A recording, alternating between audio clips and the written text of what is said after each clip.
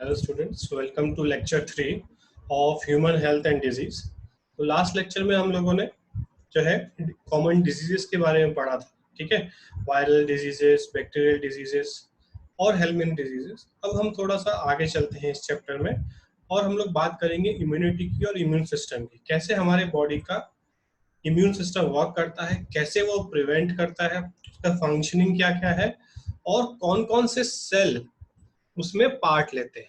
ठीक है, तो ये सारी चीजें हमको यहाँ पर देखनी है कि इम्यून सिस्टम कैसे वर्क करता है और इम्यूनिटी क्या है, उसकी टाइप्स क्या है।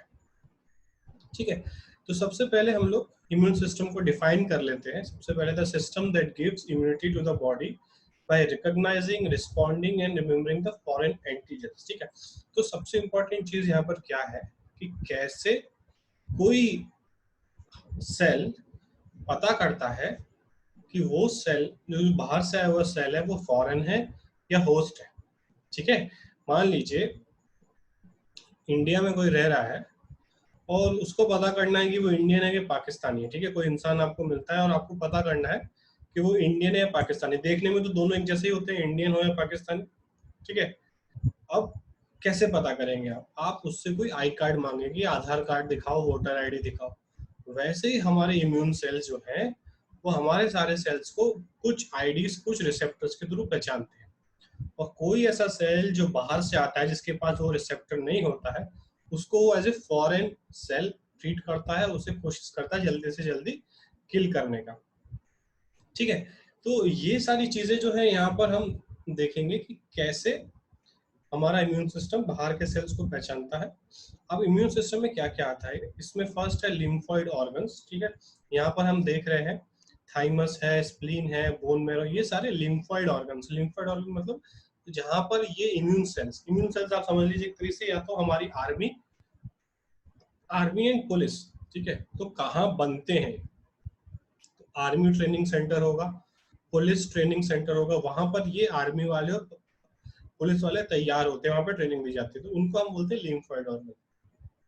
उसके बाद कुछ और सेल्स हैं जो इम्यून सेल्स कहलाते हैं, सोल्यूबल मॉलिक्यूल लाइक एंटीबॉडीज। ठीक है, कुछ प्रोटीन्स है जिनको हम बोलते हैं एंटीबॉडीज। ठीक है, वो एंटीबॉडी जो है इन एजेंट जो फॉरेन सेल्स है उनको पकड़ने का काम करते हैं। ठीक है, पकड़ना अलग है, उसको सजा देना अलग है। जैसे हवलदार है, ठीक है, हवलदार है, वो किसी को सिर्फ अरेस्ट कर सकता है, कोई चोरी कर रहा है उसे अरेस्ट कर ले, बट उसे सजा नहीं दे सकता, उसे फांसी नहीं दे सकता। वो उसे पकड़ के बड़े साहब के पास, बड़े इंस्पेक्टर के पास ले जाके खड़ा कर देगा कि सर ये चोरी कर रहा था, मैं इसको पकड़ के लाया हूँ। तो एंटीबॉडीज किसी को किल नहीं करती, एंटीबॉडीज सिर्फ अरेस्ट करती है। फिर कोई अनवांटेड कोई घूम रहा था रास्ते पे, लॉकडाउन चल रहा है फिर भी ये रास्ते पे जो है स्कूटी लेके घूम रहा था, मैं इसे पकड़ के लाया हूँ, सर आप बताओ क्या करना है। तो वो जो सेल्स है वो उसके अकॉर्डिंग उसे पनिशमेंट देते हैं। ठीक है, उसके बाद play role in allergic reaction, allergies होती है हमको, उसमें इम्यून सिस्टम का बहुत बड़ा हाथ है।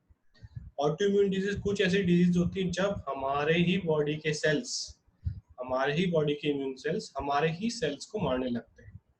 ठीक है, कि मान लो हमारी पुलिस, हमारी आर्मी इंडियंस को ही मारने लगे, गलत फहमी हो जाए उसको कोई, और वो हमको पाकिस्तानी समझ के हमको गोली मार दे। ठीक है, ऐसा होता है, कभी कभी हुआ है ऐसा केस, कश्मीर में हुआ है कि किसी इंडियन को पाकिस्तानी समझ के गोली मार दी गई। ठीक है, तो उसको हम बोलते हैं ऑटो इम्यून डिजीज। और कभी कभी हमारे इम्यून सेल्स में कुछ गड़बड़ी आ जाती है जिसकी वजह से जो है हमारे ऑटो इम्यून डिजीज हो जाती है। ठीक है, उसके बाद ऑर्गन ट्रांसप्लांटेशन, अगर किसी का किडनी खराब है, लिवर खराब है, तो वो ट्रांसप्लांटेशन कराते हैं। जब ट्रांसप्लांट करा रहे हैं आप, किडनी किसी और का ले रहे हैं, तो वो तो फॉरेन हो गई, उसके जा रहे सेल्स फॉरेन हो गए, तो हमारा इम्यून सिस्टम उसको फॉरेन समझ के किल करना स्टार्ट करता है। तो उसे हम कैसे रोकते हैं, वो सारी चीजें हम इस चैप्टर में पढ़ने वाले हैं। ठीक है, आगे चलते हैं इसमें हम लोग। तो जो हमारे लिम्फॉइड ऑर्गन्स हैं, the organs where origin, maturation and proliferation of lymphocytes occur. ठीक है, तो लिम्फॉइड ऑर्गन्स वो ऑर्गन्स है जहां पर ओरिजिन सेल्स पैदा होंगे, मैच्योर होंगे, प्रोलिफरेट मतलब डिवाइड होंगे। ठीक है, तो लिम्फॉइड ऑर्गन्स हमने दो पार्ट में डिवाइड किया है, primary lymphoid organs and secondary lymphoid organs. ठीक है, तो एक एक करके हम दोनों का स्टडी करते हैं। फर्स्ट, प्राइमरी लिम्फोइड ऑर्गन कौन कौन से हैं? Here immature lymphocyte differentiate into antigen sensitive lymphocytes. ठीक है, तो यहाँ पर वो सेल्स बनेंगे, पैदा होंगे, फैक्ट्री बोल सकते हैं हम इम्यून सेल्स की फैक्ट्री। कौन कौन सी है? Bone marrow and thymus. ठीक है, अब आप ध्यान रखिए दो तरह के इम्यून सेल्स हमारे पास हैं, B cells and T cells. ठीक है, आप एक तरह से समझिए कि दो बच्चे गांव में पैदा हुए। ठीक है, गांव का नाम था रामपुर। ठीक है, दो बच्चे वहां पे पैदा हुए, एक का नाम अमिताभ बच्चन, दूसरे का नाम शशि कपूर। ठीक है, तो एक दोनों पैदा कहाँ हुए? गांव का नाम मान लीजिए बोन मेरो रख लेते हैं, दोनों कहाँ पैदा हुए? बोन मेरो में पैदा हुए। ठीक है, शशि कपूर जो है वो पैदा होने के बाद कुछ समय के बाद शहर चला गया।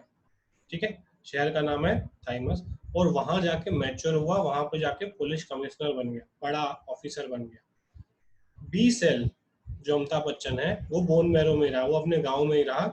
ठीक है, और बाद में मैच्योर होने के बाद वो ब्लड में निकला और घूमते घूमते थाइमस पहुंचा, तो उससे उसे अपना पुराना दोस्त मिला। तो पुराना दोस्त जो कमिश्नर है, तो ये बोलता है बी सेल जो गांव में ही रहा हमेशा कि मुझे भी कोई नौकरी दिला दो। तो टी सेल बी सेल को हेल्प करता है कि मैं तेरे को, चल ऐसा करता हूँ, मैं तेरे को हवलदार बना देता हूँ, पुलिस की नौकरी दिलवा देता हूँ, तू जो है हवलदार बन जा और रोड पे घूमता रहे, कोई चोर उचक्का बदमाश मिलता है तो पकड़ के मेरे पास ला। ठीक है, तो टी सेल और बी सेल दोनों पैदा हुए थे कहाँ पर? अपने एक ही गांव में जिसका नाम था bone marrow. But T cell जो है वो चला गया शहर, शहर का नाम थाइमस, और वहां जाके मैच्योर हुआ। बी सेल वहीं पैदा हुआ बोन मेरो में, वहीं मैच्योर हुआ। बाद में वो टी सेल को कहीं रास्ते पे मिला, जरूरी नहीं थाइमस में, कहीं पे भी मिला रास्ते में, और पहचाना कि यार तू तो मेरा दोस्त है, तू मेरे गांव में पैदा हुआ था मेरे साथ, तो मेरे को तो जो है कोई नौकरी की जरूरत है, मैं गांव में रहता था, मुझे नौकरी नहीं मिल रही। तो टी सेल बी सेल को हेल्प करता है फॉर गेटिंग ए जॉब। ठीक है, जॉब क्या है बी सेल का? एंटीबॉडीज बनाना, हथकड़ी बनाना, और उस हथकड़ी से किसी को पकड़ के लाना। ठीक है, तो thymus is large during birth but gradually reduce in size. और थाइमस जो है जहां पर मैच्योरेशन ऑफ टी फेज, ठीक है, bone production of B cell and T cell occurs in bone marrow, maturation of T cell occur in thymus, maturation of B cell occur in bone marrow only. ठीक है, तो thymus जो है size में बड़ा होता है, बट धीरे धीरे थाइमस हमारा छोटा होता जाता है। तो एक एज के बाद 30-40 साल के जब हम पहुंचते हैं, हमारा थाइमस डिजेनरेट हो जाता है। तब तक कितने टी सेल हमने मैच्योर कर लिए? ठीक है, मान लीजिए 40 साल के बाद पुलिस ट्रेनिंग सेंटर जो है वो बंद कर दिया जाएगा।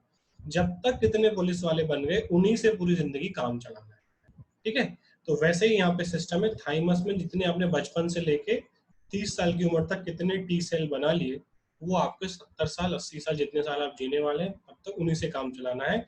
इसलिए बुढ़ापे में जाके टी सेल कम हो जाते हैं, क्योंकि नए बन नहीं रहे और जो बने हुए मरते जा रहे हैं, इसलिए बुढ़ापे में जाके ज्यादा बीमारियां लगना स्टार्ट हो जाती है। ठीक है, तो ये हो गए हमारे प्राइमरी लिम्फोइड ऑर्गन, इनके नाम है bone marrow, thymus. Bone marrow कहाँ पे? हमारी जो लॉन्ग बोन्स है हाथ की और पैर की, उनके बीच में। ठीक है, उसके अंदर होती है फैक्ट्री। और थाइमस जो है हमारे हार्ट के पास होता है। Secondary lymphoid organs, matured lymphocyte migrate to these organ. कौन कौन से? Spleen, lymph node, tonsil, Peyer patches.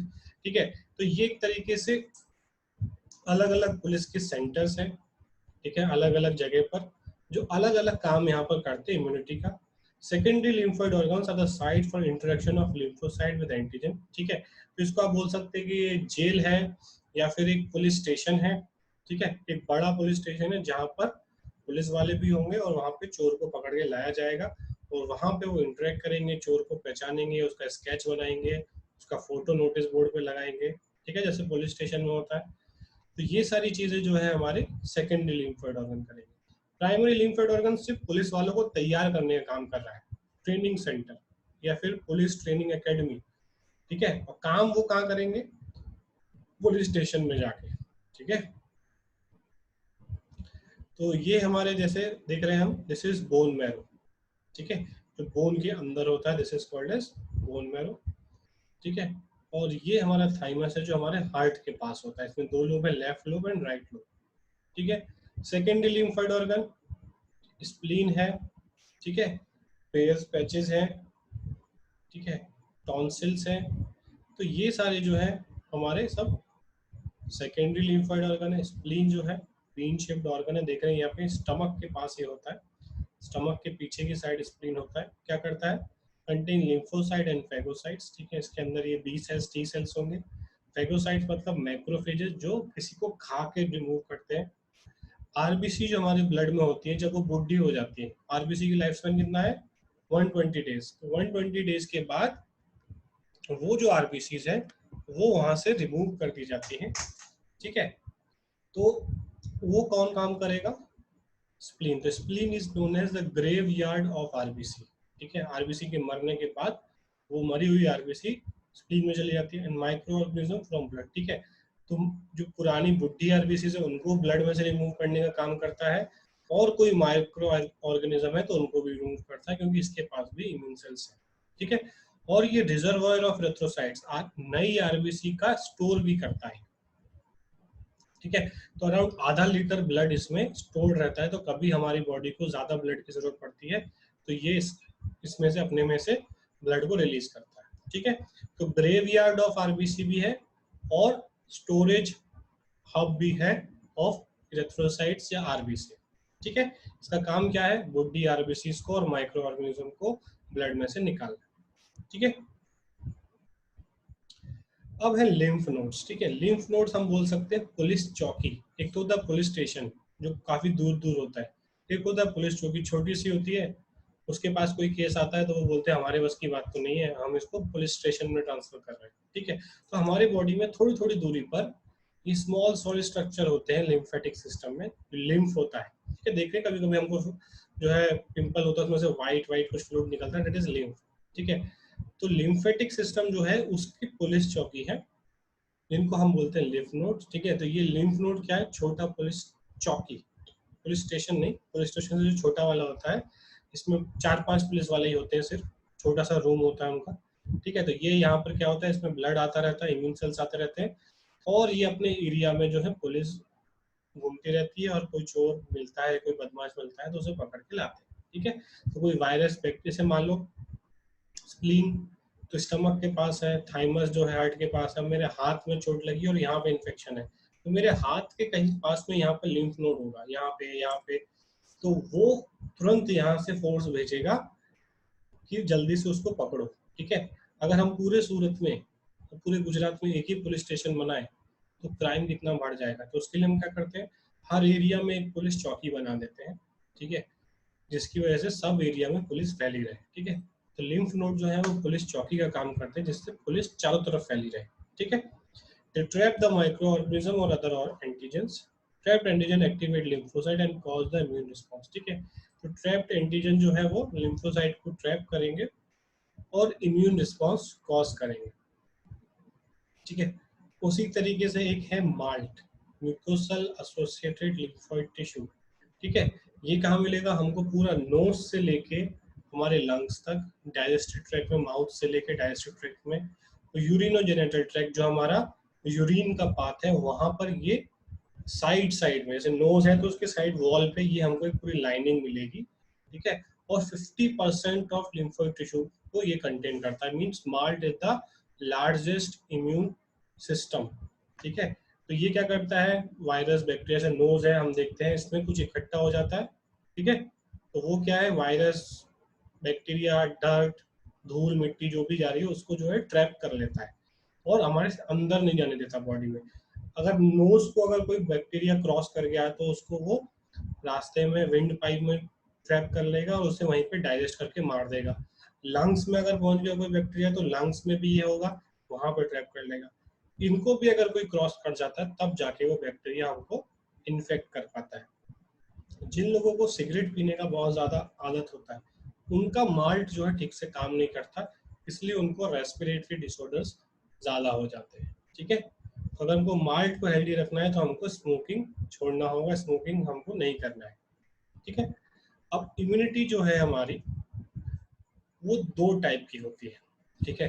दो तरह की इम्यूनिटी हमारी बॉडी में होती है, एक है फर्स्ट इन्नेट इम्यूनिटी जो हम लेकर पैदा होते हैं, कुछ अमाउंट ऑफ इम्यूनिटी जो है वो हम लेकर पैदा होते हैं जो मदर से हमको मिलती है, ठीक है।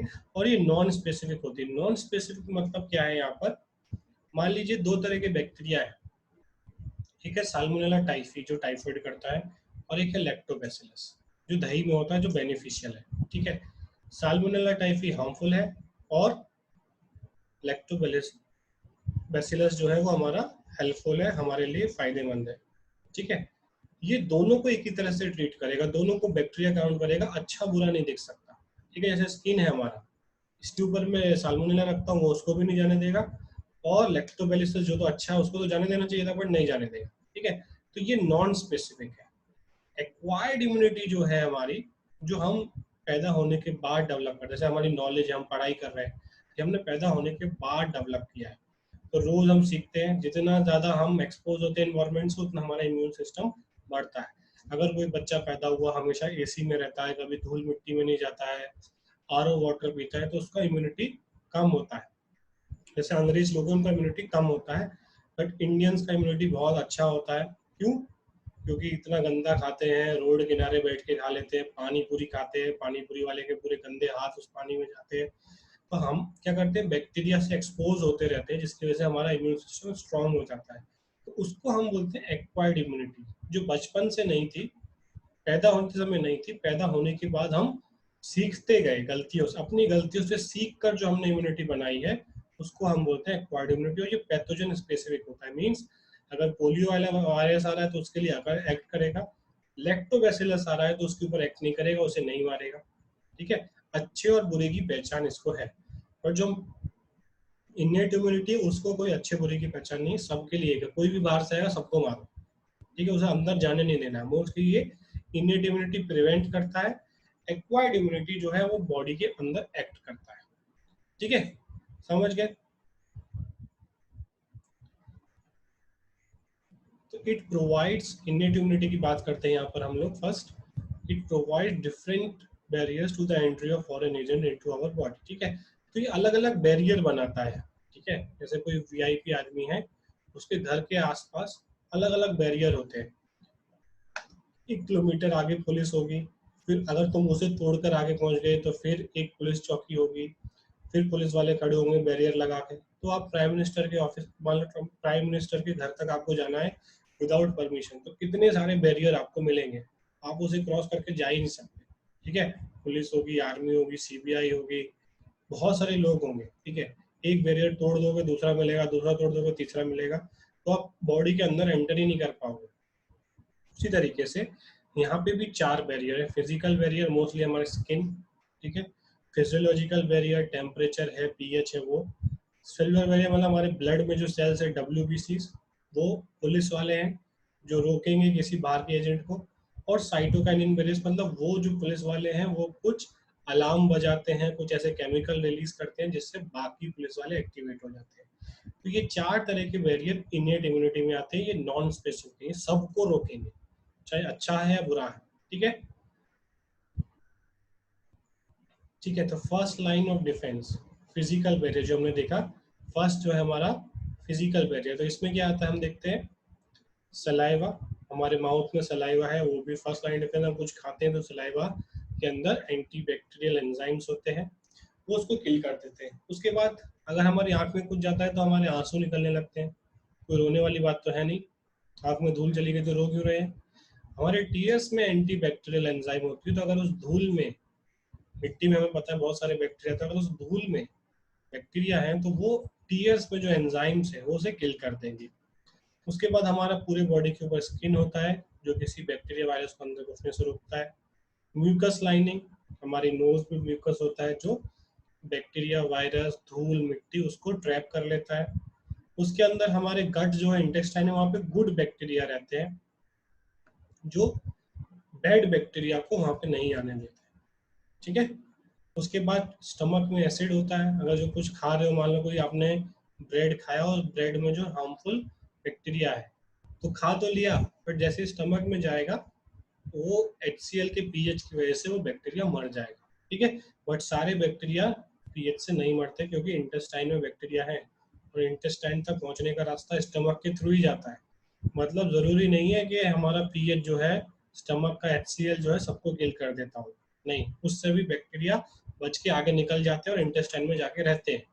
Mostly good bacteria, but harmful भी पहुंच सकते हैं। ठीक है, तो स्किन हो गया, म्यूकस कोटिंग हो गया, ये हमारा फर्स्ट लाइन ऑफ डिफेंस हो गया। सेकेंड है फिजियोलॉजिकल बैरियर, सेकेंड जो है हमारा उसमें क्या है, acid in the stomach, saliva, tear और आइस, ठीक है। तो ये आएंगे फिजियोलॉजिकल बैरियर में। फिजिकल बैरियर में फर्स्ट जो है स्किन और म्यूकस ही आएगा सिर्फ, बाकी फिजियोलॉजिकल बैरियर में हमारे एसिड HCl जो है स्टमक में, सलाइवा, टीयर, ये सब फिजियोलॉजिकल बैरियर में आएंगे, ठीक है। उसके बाद आता है हमारा सेलुलर बैरियर, ठीक है। तो सेलुलर में कौन कौन से बैरियर आएंगे, ये न्यूट्रोफिल, ईस्नोफिल, ये आपने पहले भी पढ़े होंगे, these are types of WBCs, ठीक है। तो phagocytes like WBC example neutrophil और PMNL, polymorphonuclear leukocyte, monocytes, NK cells, ये सारे जो है WBC के टाइप्स हैं, जो कि सेलुलर बैरियर है, जो ब्लड में घूमते रहते हैं। तो अगर स्किन को पेनिट्रेट करके, नोज के म्यूकस को पेनिट्रेट करके अगर कोई बैक्टीरिया हमारे ब्लड तक पहुंच गया, या आपको चोट लगी और वहां से ब्लड निकला, वहां से बैक्टीरिया कोई अंदर घुस गया क्योंकि स्किन वहां से कटा हुआ था, तो ये सारे सेल्स वहां पे घूमते हैं, पुलिस की गाड़ी घूमती रहती है, उसी तरीके से ये हमारे ब्लड में घूमते रहते हैं, और ये उसको प्रिवेंट करते हैं बैक्टीरिया को हमारे ऑर्गन्स तक पहुंचने तक, हमारे सेल्स तक पहुंचने से, और उनको वहीं पे ब्लड में किल कर दिया जाता है, ठीक है। उसके बाद आते हैं हमारे साइटोकाइन बैरियर्स, ठीक है। Virus infected cell secrete proteins called interferon which protect non infected cell from further viral infection, ठीक है। तो इसको हम कैसे समझेंगे, मान लीजिए कोई सोसाइटी है और उसमें जो है फर्स्ट फ्लोर पे उस सोसाइटी का सेक्रेटरी रहता है, और उसके घर पे कुछ चोर घुस जाते हैं और उसको जो है वो होस्टेज बना लेते हैं, उसको बंदूक लेके घुस जाते हैं और उसको बोलते हैं पैसा निकाल, ठीक है। और उस जो सोसाइटी का सेक्रेटरी है उसने क्या किया, जब वो चोर उसके घर में घुसे तो उसने एक चुपके से एक बटन दबा दिया अलार्म का, जिसकी वजह से बाकी के सोसाइटी के लोग जो है वो एक्टिवेट हो गए, अलर्ट हो गए, और उन्होंने अपने खिड़की दरवाजे जो है लॉक कर लिए, ठीक है। तो कोई सेल अगर वायरस से इन्फेक्ट होता है तो वो सेल इंटरफेरॉन रिलीज करता है, और वो इंटरफेरॉन आजू बाजू वाले सेल्स को जो है ये बता देता है कि अभी खतरा है, आसपास वायरस है, तो आप अपने सिस्टम को लॉक कर दो, अपने खिड़की दरवाजे बंद कर लो, इसकी वजह से इन्फेक्शन आगे नहीं बढ़ता है, ठीक है। उसके बाद आता है हमारा एक्वायर्ड इम्यूनिटी, ठीक है। एक्वायर्ड इम्यूनिटी मतलब जो हम लोग पैदा होने के बाद बनाते हैं, सीखते हैं, ठीक है। तो ये पैथोजन स्पेसिफिक होता है, इसमें मेमोरी रहती है, मतलब एक वायरस इन्फेक्ट हमें करके गया, स्मॉल पॉक्स हमको हुआ, चिकन पॉक्स हमको हुआ, तो दोबारा वो नहीं होगा, उसकी मेमोरी हमारे ब्लड में सिस्टम में रहेगी, और अगर दोबारा वो आता है तो तुरंत मार दिया जाएगा, ठीक है। तो first encounter with pathogen low intensity primary response, पहला रिस्पांस जो कि पहली बार कोई वायरस आया है, ठीक है। पुलिस वाले को पहली बार किसी तरीके का आतंकवादी मिलता है तो उसे पहली बार मारने में मुश्किल होती है, पर जब पहली मार लेते हैं तब उन्हें बहुत सारी चीजें पता चलती है कि अच्छा ऐसे अटैक करते हैं ये लोग, इनको इस तरीके से मारना है, छुप के मारना है, बॉम्ब छोड़ा देना है, क्या करना है।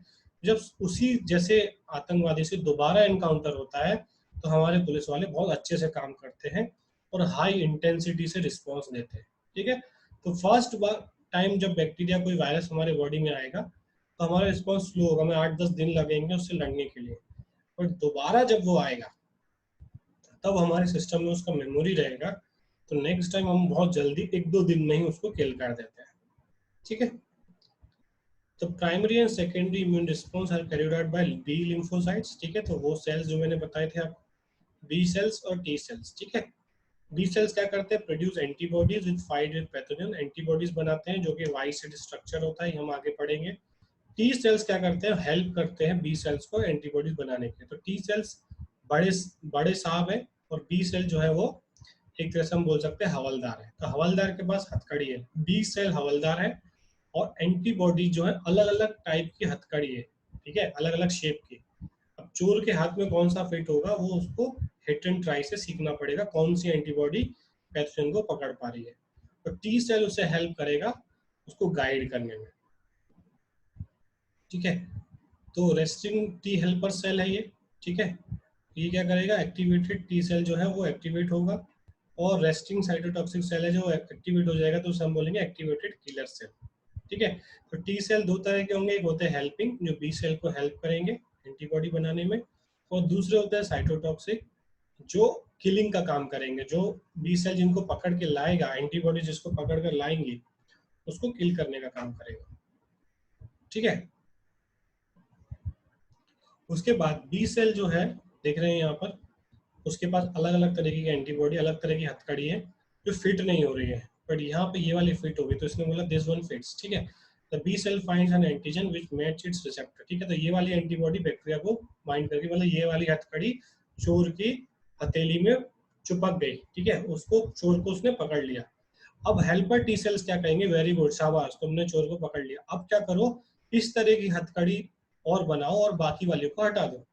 It wait until it's activated by T helper cell. Then the B cell divides to produce plasma in memory cells. ठीक है, तो प्लाज्मा का आजकल नाम सुनते हैं हम लोग टीवी पे, प्लाज्मा थेरेपी चल रहा है। तो प्लाज्मा सेल बनाएंगे, मेमोरी सेल। मेमोरी सेल मतलब इस तरह की हथकड़ी बात के लिए भी बना के रखो कि अगर ये बैक्टीरिया दोबारा आता है तो इसे तुरंत पकड़ लेना, ठीक है। तो मेमोरी सेल क्या करेगा, I remember this one, red alert, ठीक है, तो इसको याद रखेगा। If the same intruder invades again, memory cells have the immune system to activate much fast, ठीक है। अब उसके बाद क्या होगा, जो अभी आया है उसको जो है, ये जो डेंजरस सेल्स है हमारे बॉडी के, मैक्रोफेजेस, टी सेल्स, उसको जो है वो पूरा खा जाएंगे और डाइजेस्ट कर देंगे, ठीक है। Plasma cell produce antibodies that attach to the current type of antibody. अब इसको पकड़ा है तो बोल सकते हैं कि इसके जैसे और भी आए होंगे बॉडी में, तो प्लाज्मा सेल्स वैसी एंटीबॉडी जिससे ये पकड़ा गया था उस टाइप के एंटीबॉडीज और बनाते हैं, पूरे ब्लड में छोड़ देते हैं कि अगर उसके जैसा कोई और भी आया है इस समय, पहली बार में ही और भी आया, क्योंकि एक बैक्टीरिया नहीं आता, बहुत सारे बैक्टीरिया एक साथ आते हैं, 10,000 20,000, ठीक है। तो ये सारे एंटीबॉडीज उन सबको किल कर देंगे, ठीक है। तो इसको आपको समझना है, इसको हम एक एनिमेशन के थ्रू भी समझेंगे इम्यून सिस्टम को, इसको ध्यान से समझिए, इसके नोट्स बनाइए, फिर हम लोग आगे जो है इसको और डिटेल में समझेंगे, ठीक है।